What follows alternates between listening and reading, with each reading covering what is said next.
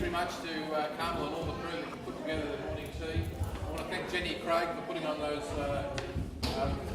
weight-reducing sausage rolls and pies and cakes. They're very good. And also to the community for allowing us to hold this event today for what is a very important, the big morning tea. Deals with women's breast cancer, and something I've been a supporter of every year. Every year in Parliament we have a group come in there and they have these cups, so you actually get the mugs that have these big morning tea cups that I've got every cup for the last 11 years in my office in Parliament House. But I also like to take an opportunity to be able to talk to you about some developments that I've just become aware of. The last 2 days I've been in budget estimates, which is a fairly boring thing to do, looking at the budget papers, examining what the money can be spent on. But late yesterday afternoon I was summoned to the Premier's office in Juma's house. And I went there with some trepidation because usually when they call you there, they've got something they want to tell you that's perhaps going to be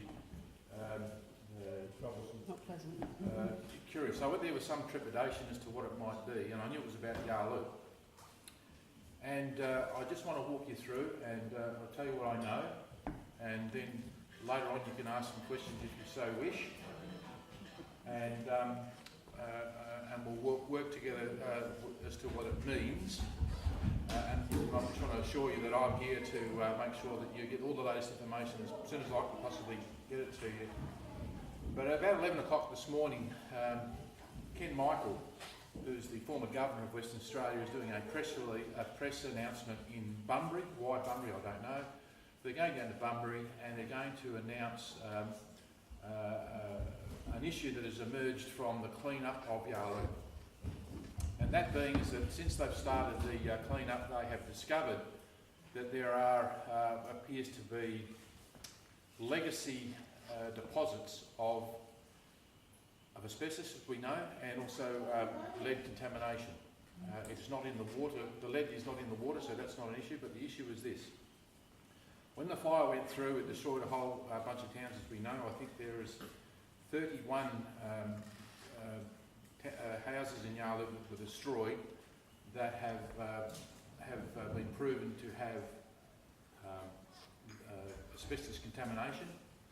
They've gone in and so far they've cleaned up a whole bunch of them, about 10 so far I believe, and there's also a further 41 that haven't been destroyed in the town that have been rebuilt on what was formerly a town site.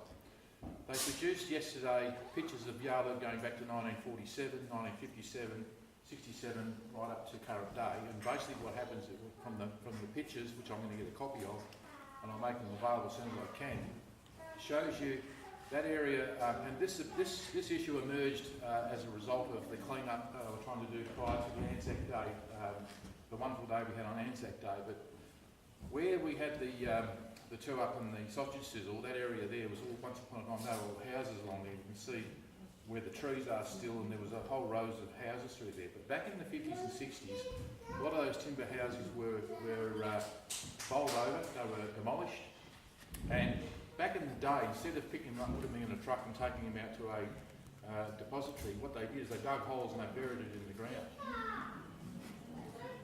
That is the standard of demolition back then. Of course, we have different standards today because we know what we know about asbestos. Anyway, when they did that house, I'll give you an example of what happened. Up on that house, right opposite the current school, there's that house on the corner there. I think it's School Road on that very top left hand. You know the one. That was actually where the old school was. That was where the original Yarloop school was, on that site. Apparently, when they pushed the whole school in, they buried it in a hole, and anyway, when they've gone and lift up the cement slab, they've tested under the slab, and significant asbestos deposits were found. So clearly this was a deposit that was there before the fire came through. So this is just another challenge. You know, you might think, poor old Yarloop, she's had some challenges in recent times, and it has, but we've now got an additional problem with more than expected problem with this clean-up. Now the good news is this. I've had an undertaking, and I've had it straight from the Premier, that the state will pay for the remediation of all known asbestos deposits private land, which currently there are 31 that are going to be demolished, or they have been demolished because of the fire, but they're going to be removed. There's also additional number of houses which still exist, so that might include some people here. Don't ask me which houses they are just yet, because I don't have that detail of mapping. But where their private land, the private homes are, the state will come in and do an inspection of those properties, and whatever remedial work needs to be done, the state will do it. They will clean it up. Public open space all along the railway line. They're going to do testing through there. There's two companies, and they're independent companies. And the first thing that I thought to myself, I hope this is not some sort of veiled attempt by someone to try to shut the place down. That's not going to be the case. We've got two independent contractors who are going to be doing the testing ongoing all the way through. Wherever they locate remnants of asbestos, it will be chased, it will be dug up, and it will be replaced by fresh, uncontaminated sand or soil, sand. That is the latest. And so I wanted to come and tell you about this today, because I only learned of it late yesterday afternoon. The announcement's going to be, as I say, down in Bunbury at about 11 o'clock today, so I'm giving you the heads up as to what is going to happen. The other issue, Jeff, as you may well be aware that there is lead contamination in and around the old workshop, which is kind of not surprising given the foundries that used to work in there. So that's also going to be part of the clean-up detail, Jeff. It is concerning. It is going to mean more frustration. I'm told that the clean-up will continue, and they expect that the clean-up will be complete of these of the homes about by the end of July this year. By the end of July, which puts it in with the current time frame. The additional cost, well, from what I can gather, there seems to be a fair amount of capacity within the current contract to be able to do what they need to do, even though it's going to require additional assets. They're going to need surveying services and obviously people bringing in fuel and all sorts of things. So we're going to be getting some soil from, I think they're getting it from Buller Road out that way somewhere. But at the end of the day, I want to reassure you, this is only news to me. I'm going to be applying my investigative skills, my old police side, the way I look at things as a police officer. I want to see the evidence of the reports that have been done by the independent companies to make sure this is actually absolutely bona fides, because we're all going to be suspicious in our back of our minds unless someone actually does check it.